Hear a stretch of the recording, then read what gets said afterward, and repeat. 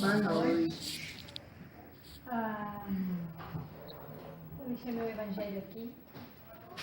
Vou começar uma história. Consegue me ouvir? Estou mais calma hoje. Há uns tempos, o Espiritismo tinha um conhecimento relativo, porque ninguém tem conhecimento profundo nesse assunto. Não. E ela estava trabalhando num grupo que era totalmente nada a ver com a doutrina, no sentido de que nenhum deles era espírita e 90% do grupo não acreditava em Deus.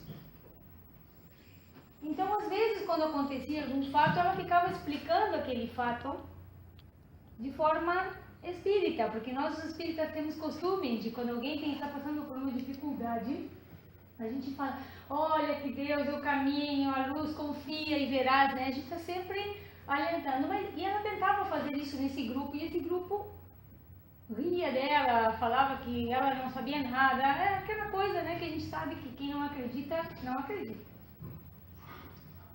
Então, um dia eu me encontrei com ela me comentou que ela estava muito frustrada porque esse grupo realmente precisava e que ela não conseguia passar nenhuma mensagem para eles. E eu pensei, por que ela insistia em estar naquele grupo? O que ela estava fazendo ali que era tão diferente e estava dentro dele? E ela me deu uma resposta que até o dia de hoje eu guardo, né? Mas se eu não estou entre eles, quem está? Se eu não estou entre eles, quem está? Se eu não faço a minha parte de me misturar com aqueles que ainda não têm o conhecimento ou esclarecimento, como vão ser ajudados se eu não faço a minha parte? Porque nós, como espíritas, costumamos estar confortáveis dentro da doutrina, ou conversando sempre com pessoas que têm a ver com o nosso pensamento. E quando, por exemplo, nos debatemos com outra pessoa que é de outra religião, a gente já não fica tão confortável.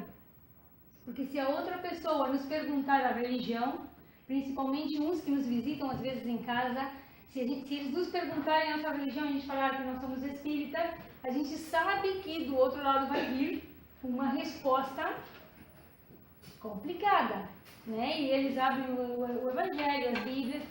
Como trabalharmos sobre esses assuntos? Boa noite. Fiquei muito pensativa naquele momento e eu pensava assim, né? Porque nós costumamos de trabalhar dentro das casas espíritas. Os espíritas, que somos espíritas, que nós dizemos, costumamos trabalhar dentro das sociedades espíritas. Mas e lá fora? Como é que fica esse assunto de sermos espíritas e a luz, a candeia? Porque se nós temos um pouco de esclarecimento, um pouco de luz, vocês vão me perdoar aqui, eu não acredito que sejamos seres iluminados, não estamos falando disso. Estamos falando do esclarecimento de hoje.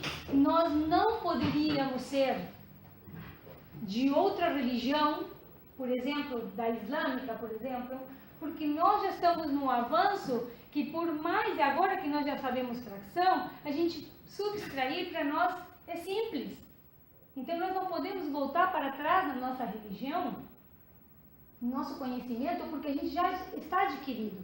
E tudo aquilo que está adquirido, a gente não perde. Então nós não podemos voltar para trás. Só quem não está firme, realmente, e aquele conhecimento não entrou de verdade no coração, porque não é nem na mente.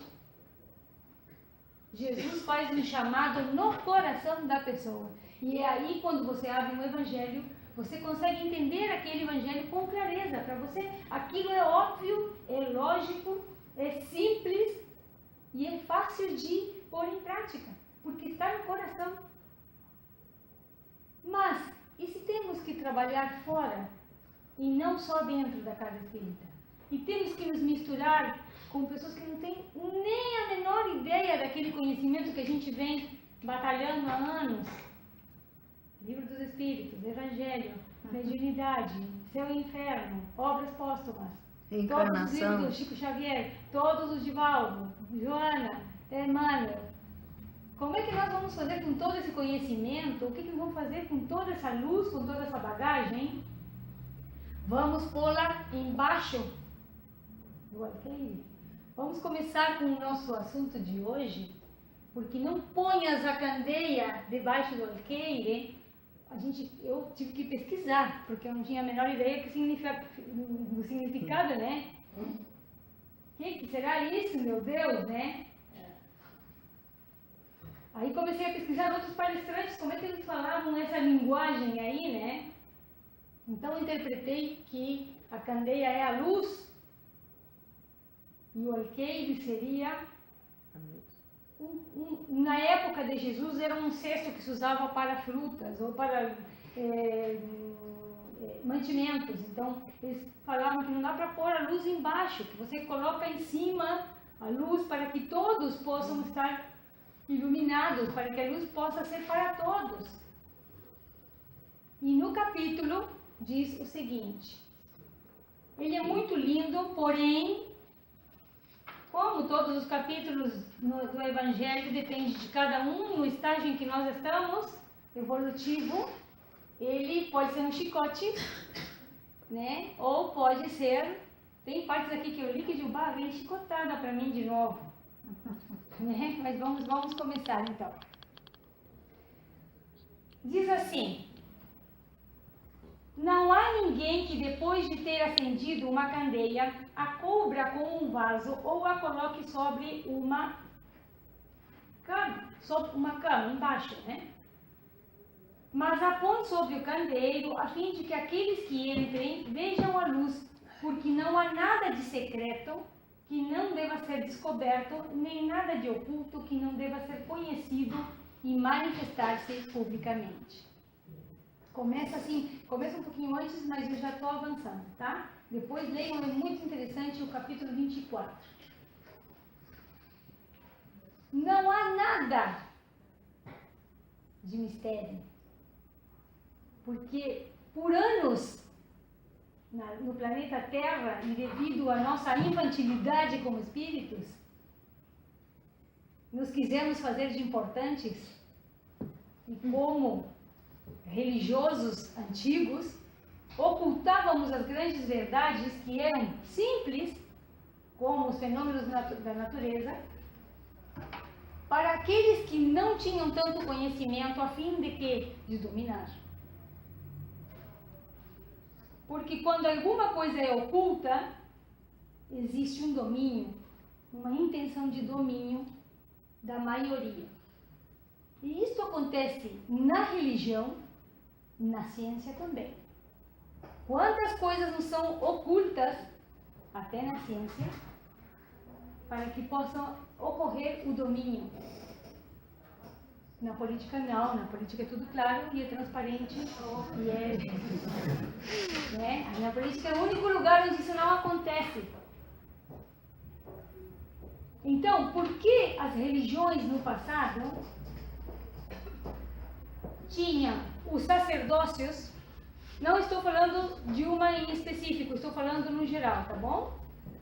Tinha os sacerdotes, os padres, ou aqueles que eram os beneficiados daquele livro que por muitos anos se conservou no latim, que não era uma língua que todos podiam falar ou ler. Então ele era oculto à maioria da população, e aí os que tinham esse conhecimento liam para si, mas transmitiam ao povo aquilo que lhes convenia e da forma e do jeito que lhes convenia. Então a luz não era para todos, era para alguns e era mal usada. Mas por que Jesus, justamente, que falava todo o tempo por parábolas e escondia muitas das coisas que ele queria dizer, põe neste capítulo, né, organizado, é óbvio, por Kardec, a candeia sobre o alqueire? Se ele mesmo escondia muitas vezes o que ele queria dizer. Mas será que Jesus escondia mesmo? Vamos ver o que diz o Evangelho.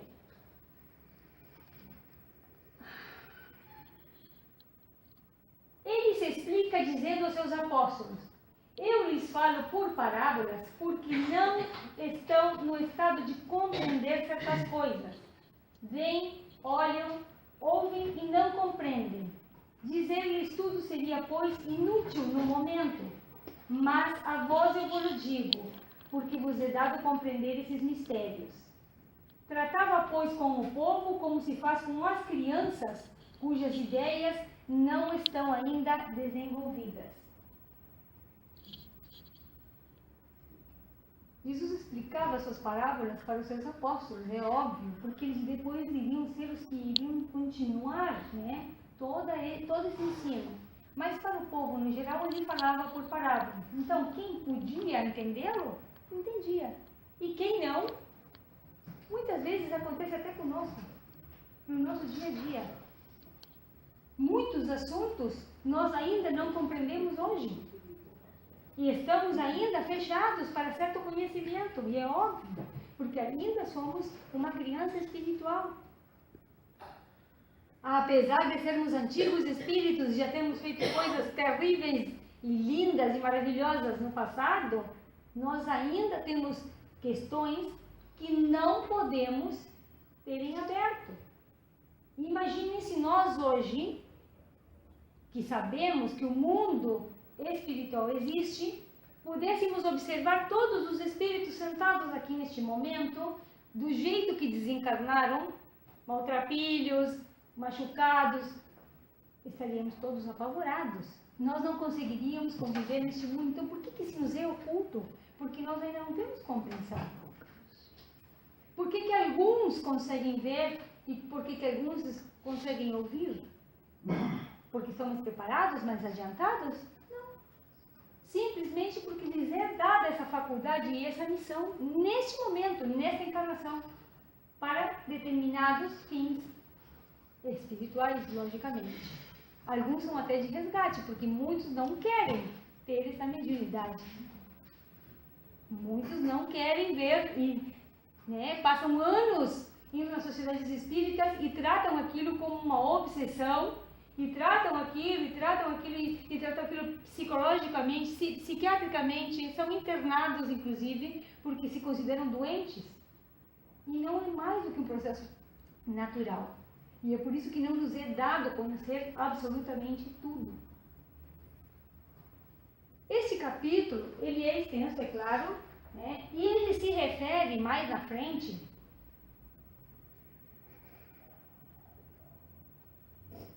deve-se observar que Jesus não se exprimiu por parábolas senão sobre as partes de alguma sorte abstratas da sua doutrina, mas tendo feito da caridade para com o próximo e da humildade a condição expressa de salvação.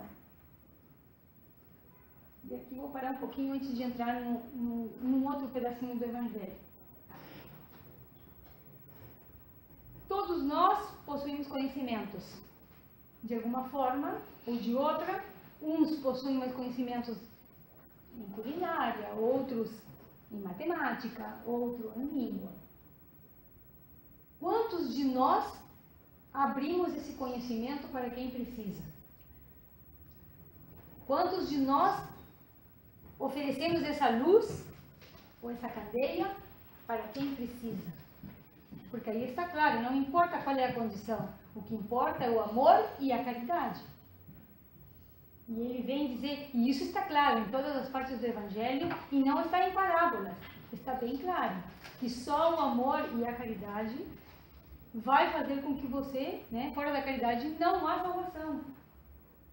Então, quantos de nós temos conhecimentos e não os passamos adiante porque não queremos que o outro se desenvolva naquele conhecimento? Eu sou pintora, eu não quero que ninguém pinte como eu, então não vou ensinar. Porque se eu vou ensinar como eu vou pintar, a outra pessoa também vai pintar. Daí, como fica o meu trabalho? Estou botando só um exemplo, né? Quantos de nós limitamos o nosso conhecimento para as pessoas que nos buscam e que precisam de nós? Este capítulo eu conectei aqui, se vocês me permitem, com a parábola do semeador. porque ele, para mim, na minha opinião, está totalmente relacionado. Já leram essa parábola? A maioria conhece? A parábola do semeador diz que um homem saiu a semear. E que na primeira parte da sua viagem, ele entrega sementes para a beira de uma estrada. Uma das sementes cai na beira de uma estrada. Mas, obviamente, a semente estava ali, os pássaros vieram e a comer. A segunda semente cai num terreno onde há muitas pedras. Há terra, mas há muitas pedras. A semente tenta se sobressair de dentro das pedras para alcançar a luz, não consegue, morre. A terceira semente, o quarto eu vou fazer mais simples, né? Cai em terra fértil e, por fim, ela germina. Então, o que quer dizer? Que essa luz que nós temos, tem um ditado que diz que não se pode dar pérolas aos porcos, né? Mas essa luz que nós temos que ver a quem nós vamos. Como aquela senhora da história do princípio, se ela ficasse insistindo sobre o espiritismo para alguém que não está a fim de ouvir, que não está a fim de aprender, não está com a semente em terra fértil, por mais que ela tente convencer, e nós aqui sabemos disso porque nós temos muitos familiares que não aceitam a doutrina e que temos grandes dificuldades, inclusive de relacionamento, de poder participar da doutrina, porque são contrários ou são de outra religião. E quando falamos que somos espíritas e queremos conversar sobre espiritismo ou fazer o evangelho no nosso lar, é complicado, nós sabemos disso. Mas esta semente não vai frutificar se não for em terreno fértil, em solo fértil. Então não adianta a gente agora tentar querer convencer outra pessoa do que nós já temos o conhecimento e tentar impor o nosso conhecimento para quem não está preparado, porque não a compreenderá. É como tentar explicar fração a uma criança de 2 anos. A criança até pode nos entender, nos atender 5 minutos, mas ela não vai entender absolutamente nada do que nós estamos falando, a não ser que seja gênio.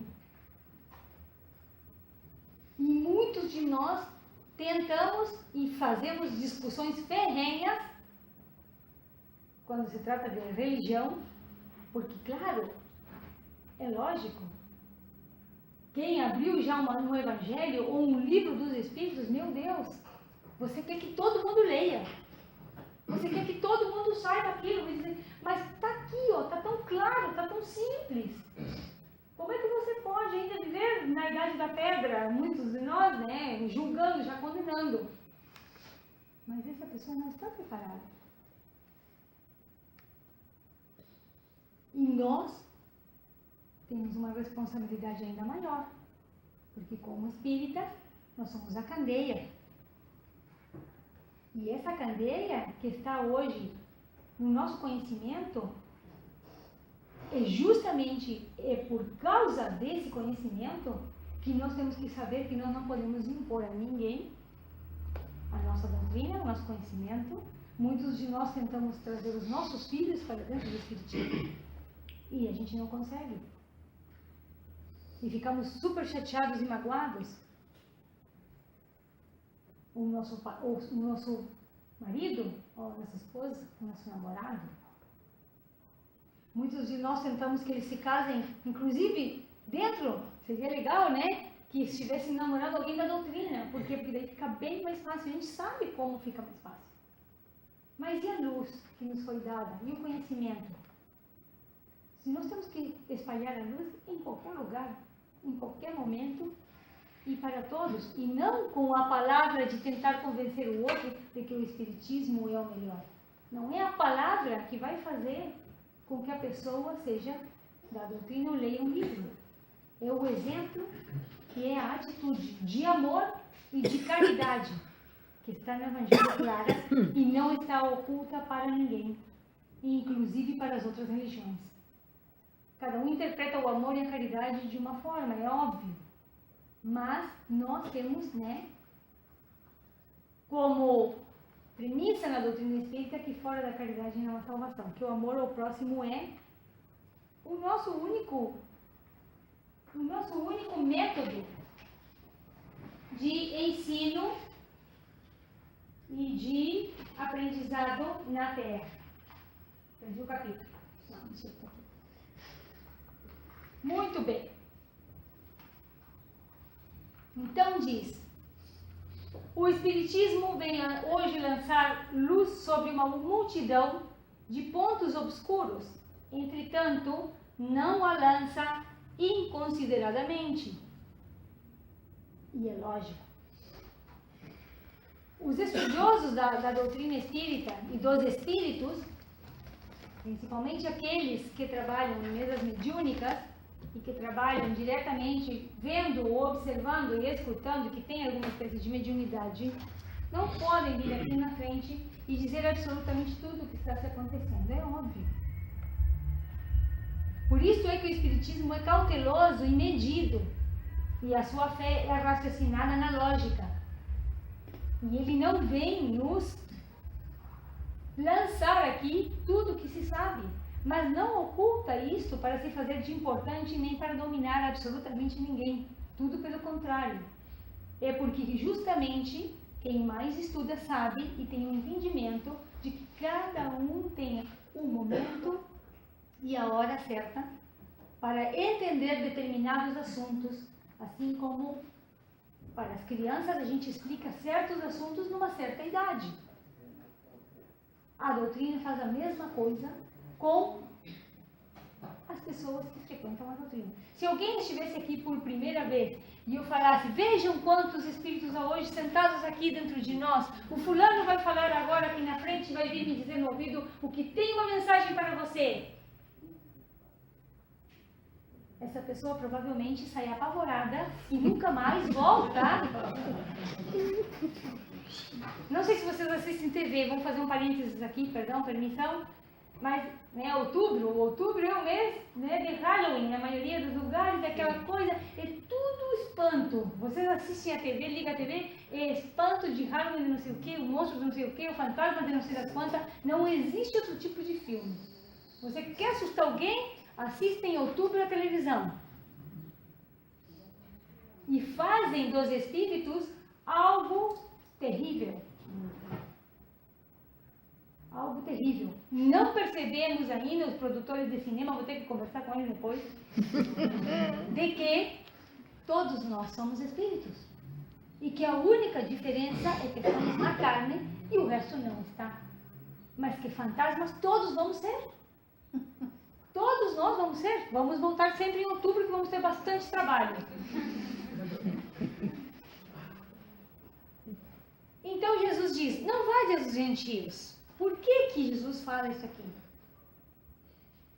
Jesus ensinou seus 12 apóstolos, depois de lhes ter dado as instruções seguintes.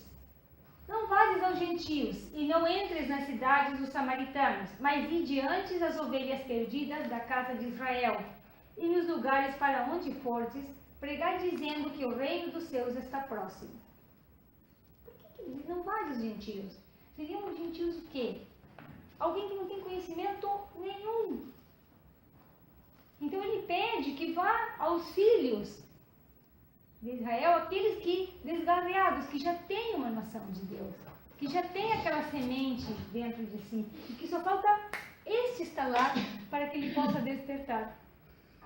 Então, para poupar o trabalho dos apóstolos de ficar justamente, imaginem que nós agora, todo este grupo maravilhoso, se levantasse e fôssemos lá, perdão como que eu vou dizer, na igreja evangélica, ou aqui em frente, na católica, vamos todos falar sobre o espiritismo ali. Eles não estão preparados. Então, por isso, Jesus pede aos apóstolos que não vão em qualquer lugar a pregar a doutrina dele, do amor do Cristo, que vá sim pegar aquele que faz tempo que não está na doutrina, mas que tem a semente do espiritismo dentro de si.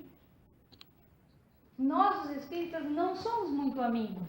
A gente se ama, claro, lógico, mas a gente se perde de vista, né? Por muitos anos a gente se perde de vista, a gente não tem aquele contato de amizade, de buscar aquele, onde é que estava fulano que eu nunca mais vi? A A gente se perde das casas um pouco.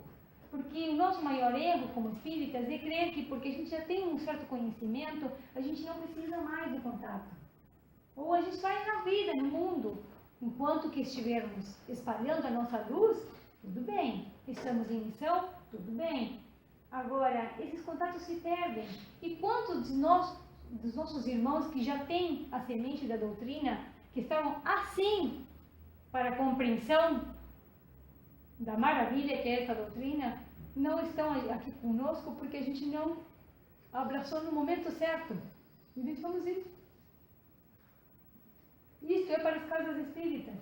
Porque realmente eu vejo isso nas casas, né? A gente não abraça aquele que vem. A gente não sabe o que tira a vida. Não sabemos se está bem. Não sabemos se está vivo. Não sabemos se ele desencarnou. Não sabemos nada daquelas pessoas que frequentam as casas espíritas. Podemos abandonar uma casa um dia e não aparecer nunca mais e ninguém nunca vai perguntar. Então, espíritas, amai-vos. Conhecei-vos a si mesmo primeiro para saber as grandes verdades do Evangelho e da doutrina de Jesus. Se a gente não se ama, a gente não se conhece, a gente não sabe nem quem a gente é, como é que nós vamos amar o outro? Como é que nós vamos compartilhar com o outro a nossa vida se nós não conseguimos compartilhar conosco mesmo em frente ao espelho muitas vezes? Tem uma teoria que diz: você está chateado com você mesmo? Então, pegue toda a sua roupa, despida-se em frente ao espelho, observe-se e diga quem é você.